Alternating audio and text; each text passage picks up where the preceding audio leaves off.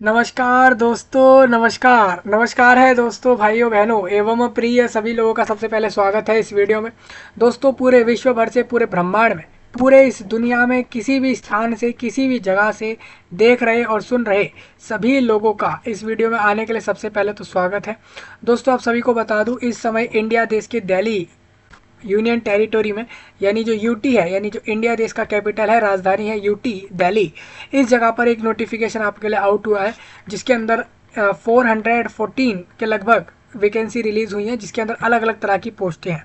ठीक है, इससे पहले एक नोटिफिकेशन और आपके साथ डिस्कस हुआ है जिसके अंदर 1500 के लगभग, यानी 1500 के लगभग नोटिफिकेशन के साथ वैकेंसियां आउट हुई हैं, जिसके ऊपर काफ़ी तरह तरह के पोस्ट हैं। टीचर्स के पोस्ट हैं, असिस्टेंट के पोस्ट हैं, ट्रांसपोर्ट डिपार्टमेंट में है, इंजीनियर के कुछ पोस्ट हैं और असिस्टेंट जैसे पोस्ट भी हैं। यानी करीबन अगर मैं बात करूं तो आपके 1500 यानी 1500 के लगभग लगभग वैकेंसी आपकी आउट हुई हैं इंडिया देश के दिल्ली जगह पर, यानी कि इंडिया कंट्री की कैपिटल दिल्ली जो जगह है वहाँ पर ये नोटिफिकेशन आउट हुए हैं। टोटल 1500 वैकेंसी वो अलग है, 1500, और ये आपके अलग अलग से 400 वैकेंसी इधर और आई हैं। यानी करीबन आपकी दो नोटिफिकेशन दिल्ली दिल्ली जगह पर रिलीज हुए हैं, जिसके अंदर टोटल वैकेंसियाँ रिलीज हुई हैं 1913 वैकेंसी रिलीज हुई है आप लोगों की। देखो भाई, 1913 वैकेंसी आप लोगों की रिलीज हो चुकी है इंडिया देश के दिल्ली जगह पर, दिल्ली एरिया में। और इसके अंदर आपको बता दूं लगभग 1913 लोगों को जॉब मिलेगी, गवर्नमेंट जॉब होगी आपके दिल्ली गवर्नमेंट के अंदर, लोग एम्प्लॉय होंगे इसके अंदर। काफ़ी सारे तरह तरह के पोस्ट इसके अंदर आए हैं। आपको बता दूं दोस्तों, 1500 वैकेंसी का नोटिस अलग आया है और 414 वैकेंसी का नोटिस अलग आया है। ठीक है, उसमें वैकेंसी जो है 1499 है और इसके अंदर आपकी 414 है, तो करीबन आपकी टोटल हो जाती है 1913। ठीक है, तो इसमें से मैंने 1500 वैकेंसी का नोटिफिकेशन डिस्कस कर दिया है। 414 वैकेंसी का नोटिफिकेशन इस वीडियो में आपके साथ डिस्कस कर रहा हूँ, जिसके ऊपर अलग नोटिस दिया गया है, अलग वैकेंसियाँ दी गई है। ये आपको याद रखना है, गवर्नमेंट जॉब्स होंगी ये, लोकल बॉडीज़ या लोकल गवर्नमेंट के जो विभाग है, मतलब बेसिकली ये है जो दिल्ली गवर्नमेंट के जितने भी अलग अलग विभाग चल रहे हैं पूरे दिल्ली एरिया में, उसके अंदर ही रिक्रूटमेंट जाएगी और आपकी जॉब गवर्नमेंट होगी।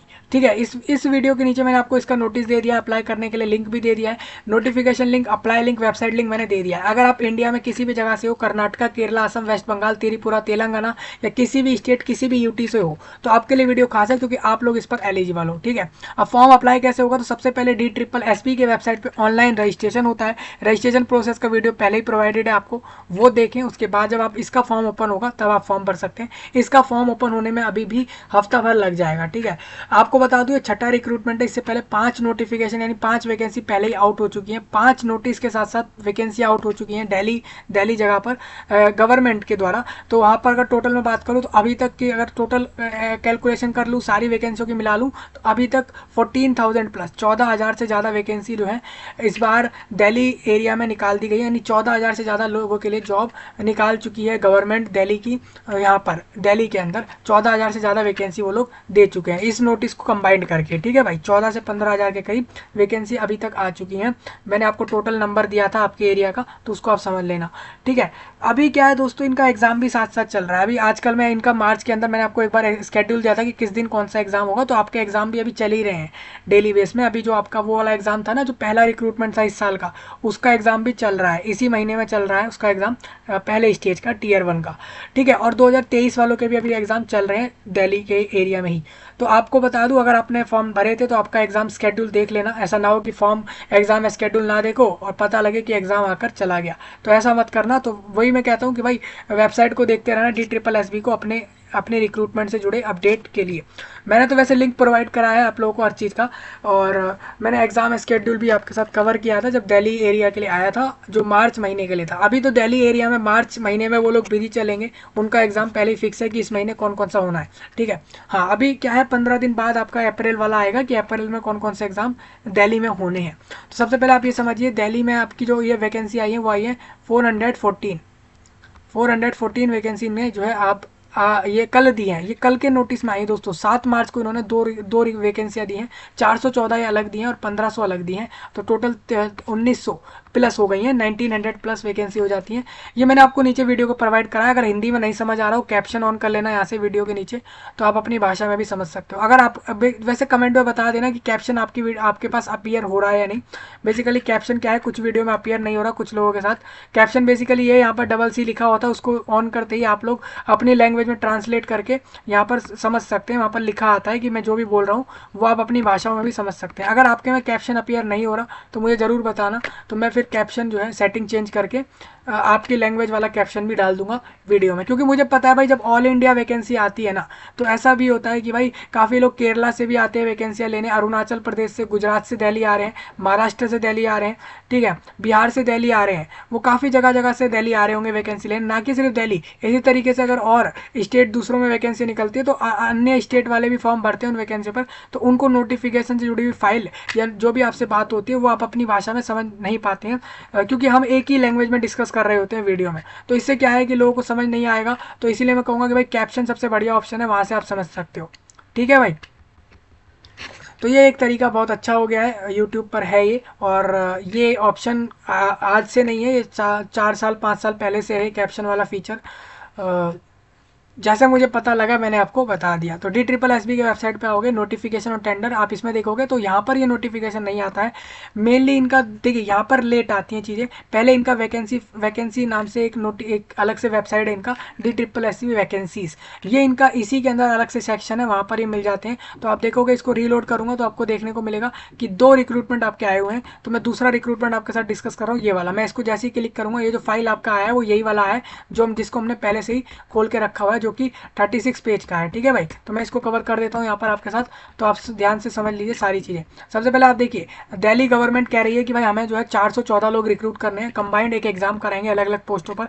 अलग अलग पोस्ट वालों को अपना अपना एग्जाम देना है। लैब टेक्नीशियन चाहिए ग्रुप 3 में, और इसके अलावा हमें चाहिए लैब टेक्नीशियन ग्रुप 4, और इसके अलावा हमें चाहिए लैब टेक्नीशियन, और इसके अलावा फार्मासिस्ट एलोपैथिक में, उसके अलावा junior pharmacist, draftsman grade 3 civil, इसके अलावा storekeeper, store surveyor, store supervisor, और इसके अलावा ऑक्सिलरी नर्स मिडवाइफ, और इसके अलावा इन्होंने बोला असिस्टेंट सैनिटरी इंस्पेक्टर। ड्राइवर भी चाहिए हमें, स्टाफ कार ड्राइवर चाहिए ऑर्डिनरी ग्रेड में, और ड्राइवर चाहिए हमें लो मोटर व्हीकल के लिए, और स्टाफ कार ड्राइवर चाहिए। तो ये सब लोगों के लिए वैकेंसी आई हुई है, जिसको लेना हो ले लेना। ऑनलाइन फॉर्म भरे जाएंगे। इसका फॉर्म 21 मार्च, इसका फॉर्म जो है 21 मार्च से स्टार्ट होकर 19 अप्रैल में फॉर्म क्लोज होगा। पूरा 1 मंथ का समय ये लोग देंगे, ऑनलाइन में फॉर्म भरा जाएगा आपके द्वारा।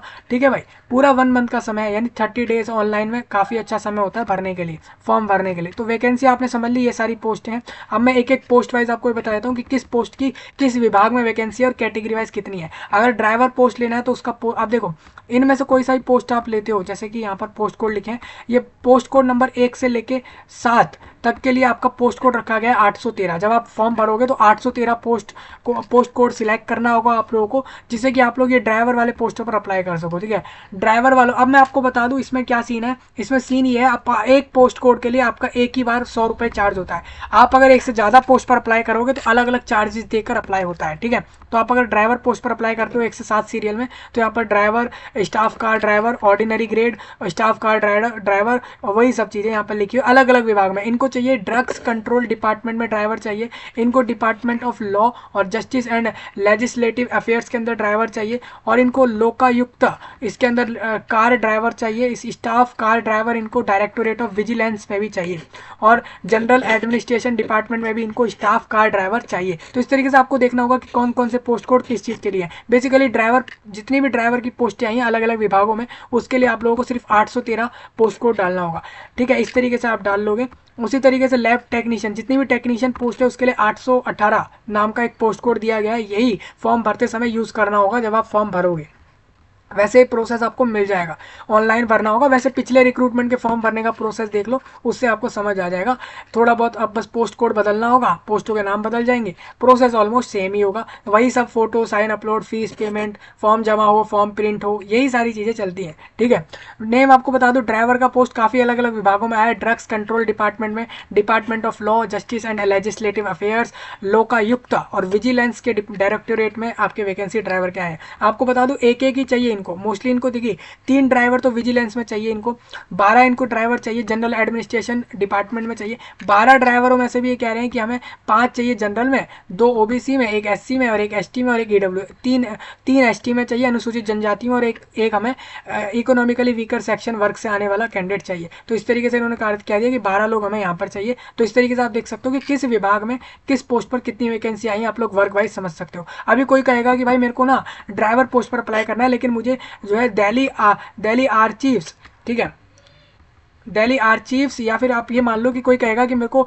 स्टाफ कार ड्राइवर के पोस्ट पर अप्लाई करना है और मेरे को लोकायुक्ता में लेनी है वैकेंसी, जहाँ पर एक वैकेंसी आई है। चलिए ठीक है, आप ले सकते हैं, लेकिन आपको फॉर्म में कैसे बताओगे? तो फॉर्म में आपको यही पोस्ट को डालना होगा इन सभी पोस्टों के लिए, ठीक है। अब बात आती है इसमें आप किसको प्रेफरेंस देंगे। तो आपका फाइनल रिजल्ट जब आएगा DSSB का एग्जाम हो जाने के बाद, तो ये आपसे एक ऑप्शन फॉर्म भरवा लेंगे। उसमें कहेंगे कि भाई आपने जिसने भी ड्राइवर के लिए फॉर्म भरा था, या जिसने भी टेक्नीशियन के लिए फॉर्म भरा था, या जिसने भी इस रिक्रूटमेंट के लिए फॉर्म भरा था, वो सभी लोग अपनी प्रेफरेंस दे दो कि किसको किस विभाग में कौन सा पोस्ट चाहिए। मतलब अगर ड्राइवर भी चाहिए तो ड्राइवर कौन से विभाग में चाहिए वो अपनी प्रेफरेंस लगा के दे दो। उसके बाद ये लोग फाइनल रिजल्ट निकाल देंगे और उसमें बता देंगे कि हाँ भाई आपको ये विभाग में, ये वाला डिपार्टमेंट में ये वाला पोस्ट मिल गया है, ड्राइवर का पोस्ट आपको लोकायुक्ता में मिला है या विजिलेंस में मिला है, जिसमें भी मिला होगा वो लोग फिर बाद में फाइनल लिस्ट जो आपकी रिजल्ट की आएगी कट ऑफ के साथ वो चीज़ें वो निकाल देंगे। तो ये चीज़ इसीलिए बता रहा हूँ, कट ऑफ तो बेसिकली आपको पता ही है आपके DSSB में क्या होता है कि एक सेक्शन जो होता है उसमें कितने भी नंबर लाओ, और दूसरा सेक्शन जो होता है वो क्वालिफाइंग होता है, दोनों का मिला के मेरिट बनता है।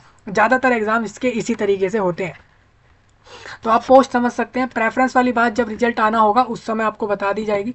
प्रेफरेंस आप SSC वाला भी समझ लेते तो ये भी आपको समझ आ जाएगा। प्रेफरेंस इसलिए मांगी जाती है क्योंकि उन्होंने कहा है कि हम ड्राइवर पोस्ट रिक्रूट कर रहे हैं। अब कैंडिडेट कह सकता है कि मुझे आपने ड्राइवर पोस्ट इस विभाग में क्यों दिया, मुझे दूसरे विभाग में जाना था।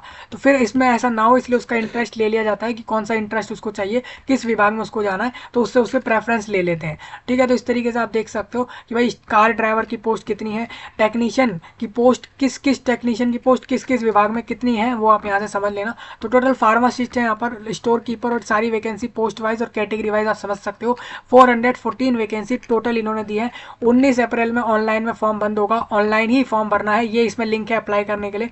इंपॉर्टेंट इन्होंने कहा है सिर्फ ऑनलाइन फॉर्म भरेगा कैंडिडेट, कहीं भी किसी जगह पर जाके फॉर्म नहीं भरना है, बेसिकली ऑफलाइन में फॉर्म नहीं भरना होगा। नोटिफिकेशन नंबर 6 है ये। आप अगर देखोगे, मैंने बोला ऊपर ड्राइवर का पोस्ट, तो आप देखोगे अगर इनको ड्राइवर चाहिए ड्रग्स कंट्रोल डिपार्टमेंट में, तो अगर आप ड्राइवर का पोस्ट ड्रग्स कंट्रोल डिपार्टमेंट में लोगे तो उनके लिए इनकी वैकेंसी टोटल 1 है, जिसमें कैंडिडेट 10th पास हो, उसके अलावा उसके पास LMV यानी कि लाइट मोटर व्हीकल का उसके पास लाइसेंस होना चाहिए, ठीक है, ये होना चाहिए। उसके अलावा इन्होंने कहा है और कुछ नहीं चाहिए, बस उसको हम 20,000 से लेकर 60,000 के बीच में सैलरी दे देंगे। ग्रुप C का है, ग्रुप C के अंदर ये आ रहा है 18 से 27 के बीच उसका अगर एज है तो उसको ये वैकेंसी मिल जाएगी। Same department of law, justice and legal affairs के अंदर इनको स्टाफ कार ड्राइवर चाहिए, उसके लिए इनको टोटल 1 कैंडिडेट रिक्रूट करना है। 10th पास हो वो, उसके पास ड्राइविंग लाइसेंस हो मोटर कार का, इसके अलावा उसके पास मोटर मैकेनिज्म की नॉलेज हो, और जिससे कि वो रिमूव कर सके माइनर डिफेक्ट, अगर कोई छोटी मोटी खराबी आ रही है गाड़ी में तो उसको सही कर सके। एक्सपीरियंस उसको चाहिए होगा, ड्राइविंग का एक्सपीरियंस 3 साल का कम से कम हो, मतलब वो 3 साल से उसके पास 3 साल उसने कार वगैरह चलाई हो, उसका एक्सपीरियंस हो, तो वो फॉर्म भर सकता है, ठीक है भाई, ये इन्होंने बोला है। अब थोड़ा आगे बढ़ते हैं। एक्सपीरियंस देखिए, एक्सपीरियंस क्या है इनका इतना ज़रूरी है नहीं। एक्सपीरियंस कह रहे हैं अगर रखा है तो अच्छा बात है। एसेंशियल में कह रहे हैं 3 साल तो कार चला ही लियो, इतना होना ही चाहिए। पे इसके लिए कह रहे हैं 20 से 60,000 के बीच वाले को, मतलब इससे बीच में हम सैलरी आपको देंगे 20 से 60,000 के बीच में, और 18 से 27 के बीच एज होना चाहिए आपका। लोकायुक्ता में अगर आप जाते हो सेम ड्राइवर का पोस्ट पे, तो वहाँ पर भी आप देख सकते हो क्या क्वालिफिकेशन चाहिए। तो ड्राइवर की ही नहीं, आप लोग ड्राइवर के अलावा टेक्नीशियन के लिए भी आप लोग देख सकते हैं। जैसे आप देखोगे थोड़ा सा आगे बढ़ेंगे तो लैब टेक्नीशियन का भी आप देख लो कि हेल्थ एंड फैमिली वेलफेयर के अंदर जो लैब टेक्नीशियन चाहिए वो इनको कार्डियोलॉजी, न्यूरोलॉजी, रेस्पिरेटरी लैब्स और ECEG और EMG और ERG और CCU और CCI और POW और ECG के अंदर चाहिए। ये कह रहे हैं कि ये 2021 से हमारी वैकेंसी खाली है, टोटल 38 लोग हमें रिक्रूट करने हैं। इनको हम कह रहे हैं कि BSc आप लोग अगर पास आउट हो, 1 साल का आपके पास लैब के अंदर एक्सपीरियंस है, लैब में गए 1 साल एक्सपीरियंस कर लिया, और इसके अलावा अगर आप 10th पास या 12th पास हो साइंस के साथ 6 साल का एक्सपीरियंस, तो भी हम आपको ले लेंगे। तो ये सब इन्होंने बोला है, ठीक है। आपको सैलरी 30,000 प्लस रहेगा, 30,000 से 90,000 के बीच रहेगा। ये नॉन गैजेटेड पोस्ट में आता है, ठीक है। 21 से 32 के बीच आपका एज होना चाहिए। तो हर पोस्ट का आपको यहाँ से समझना होगा कि किस विभाग में कौन से पोस्ट पर कितनी वैकेंसी है, क्या क्वालिफिकेशन है, क्या सैलरी मिलेगी, क्या एज लिमिट है, सारी चीज़ें आपको रीड करनी पड़ेंगी। तो काफ़ी लंबा हो जाएगा, हम इसको छोड़ते हैं, हम डायरेक्ट आते हैं आगे। तो इस तरीके से आप यहाँ से देख सकते हो सारी चीज़ें। अभी आपको एक चीज़ और दिख रही होगी, हर पोस्ट में लिखा है डिसेबिलिटी की कितनी वैकेंसियाँ हैं, A category, B, C, D. तो आप लोग बता दूँ, ए कैटेगरी का मतलब है डिसेबिलिटी में वो कैंडिडेट या तो वो नहीं देख सकता या फिर उसको कम दिखता है, या तो वो डीफ है या हार्ड ऑफ हियरिंग है, इसका मतलब कैटेगरी बी में आ रहा है वो। ठीक है, इस तरीके से आपने अपनी कैटेगरी वाइज वैकेंसियाँ देख लेना। और जिस भी आपने ऊपर देखा होगा, जो भी शॉर्ट फॉर्म देख रहे हैं उसकी फुल फॉर्म यहाँ पर इन्होंने लिख दिया है। एलिजिबिलिटी यही है कि कैंडिडेट इंडिया का सिटीजन हो, मतलब इंडिया देश का नागरिक हो।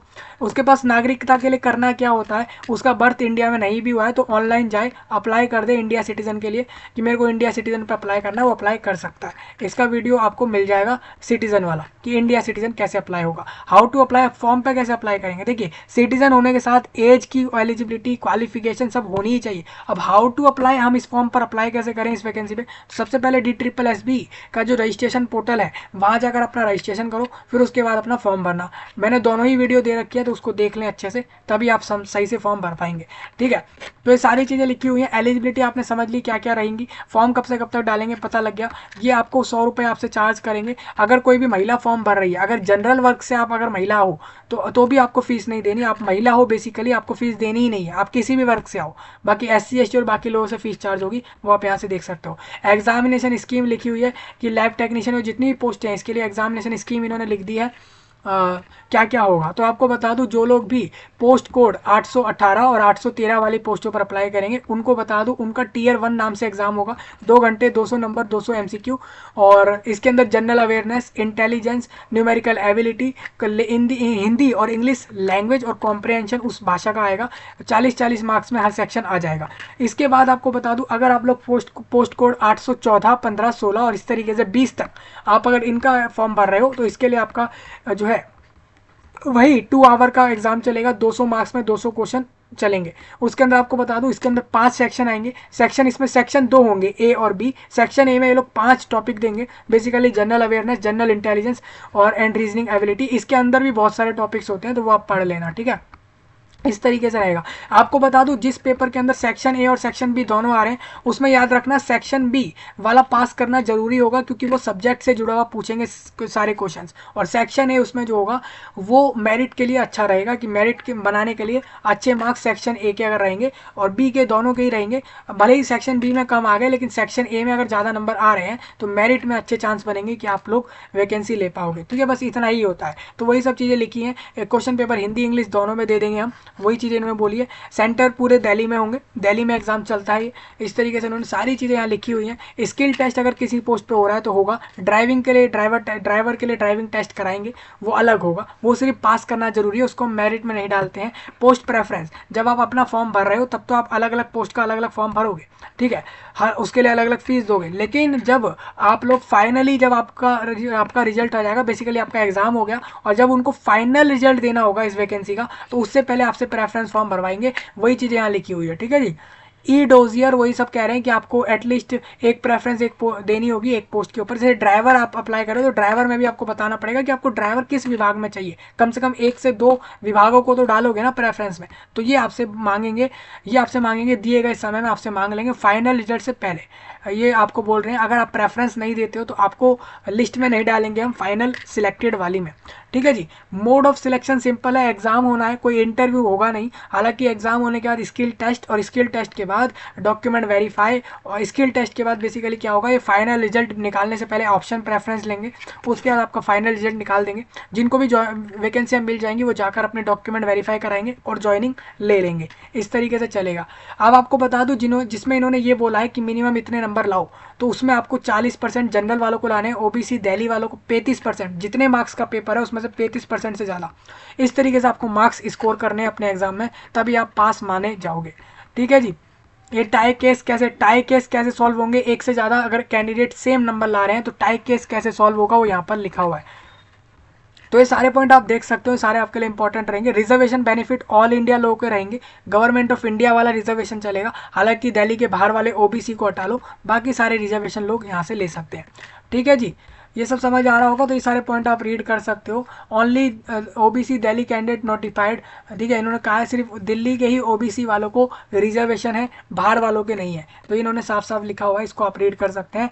एज रिलैक्सेशन बता देता हूँ, ऑल इंडिया SC ST 5 साल, ओबीसी भी ऑल इंडिया 3 साल, लेकिन अगर वो दिल्ली से है तभी, मतलब बाहर वालों का नहीं है। इस डिसेबिलिटी वालों में 10 साल अपर एज में, ये सारे रिलैक्सेशन सबको होंगे, ठीक है। अब एज के अलावा आपके रिजर्वेशन वैकेंसियों में भी ऑल इंडिया रहेंगे, दिल्ली ओबीसी के अलावा, बाहर वाले ओबीसी को हटा देना, दिल्ली के अलावा, ठीक है जी।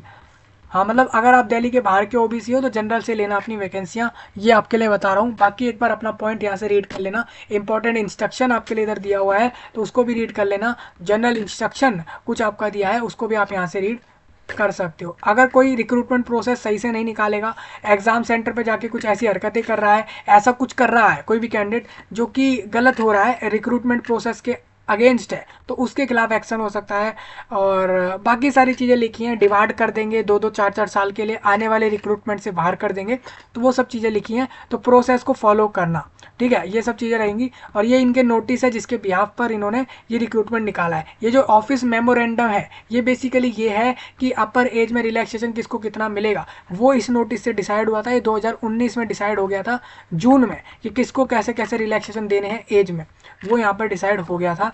तो इस तरीके से आप देख सकते हो, यहाँ पर इंस्ट्रक्शन है फॉर्म भरने के लिए कैसे भरे जाएंगे। हालांकि मैंने आपको बताया कि वीडियो देख लो, वो आपको प्रोवाइडेड है। अब अगर ये एग्जाम एक से ज़्यादा शिफ्ट में हुआ तो ये फॉर्मूला लगाया जाएगा रिजल्ट बनाने के लिए, ठीक है जी। तो ये पूरा नोटिफिकेशन हो चुका है, आपने सिलेबस भी देख लिया, एग्जाम पैटर्न देख लिया है, सब कुछ देख लिया इस वीडियो में। अब डिटेल्ड सिलेबस अगर हो सकता है कि DSSS अलग से दे आप लोगों को, जो कि अप्रैल एंड तक, अप्रैल 15 तक दे अलग से सिलेबस। अगर नहीं देता है तो प्रीवियस ईयर के सिलेबस को देख के प्रिपेयर कर लो। टॉपिक इन्होंने यहाँ पर मेंशन कर दिए हैं। अब टॉपिक का लेवल कैसा होगा, पेपर का लेवल कैसा होगा, जिस भी पोस्ट की जैसी क्वालिफिकेशन मांगी है, किसी पोस्ट पर अगर ग्रेजुएट मांगा है तो उसका लेवल ग्रेजुएशन का ही होगा, ना कि पोस्ट ग्रेजुएट और मास्टर और 10th क्लास के लेवल का होगा। वही मैं कह रहा हूँ, तो जिस पोस्ट की जो क्वालिफिकेशन है उस एग्जाम का लेवल उतना ही होगा, ठीक है जी।